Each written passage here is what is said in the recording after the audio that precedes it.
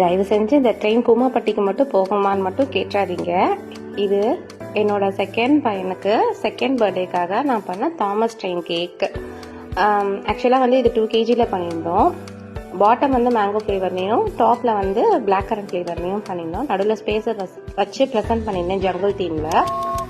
அன்றைக்கி வந்து வைகாசி விஷாகம். என்னோட ரொம்ப ஃபேவரட்டான 3 பர்சன்ஸ்க்கு அன்றைக்கி பர்த்டே ஒன்றா வந்தது.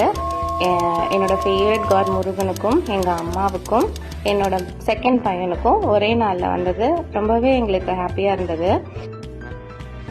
ஸோ எங்கள் அம்மாவுக்கும் ஒரு 1/2 kgல சாக்லேட் கேக் பண்ணிவிட்டு அதை நான் வந்து ரொட்டேட்டிங் மிஷினில் வந்து ப்ரெசென்ட் பண்ணியிருந்தேன்.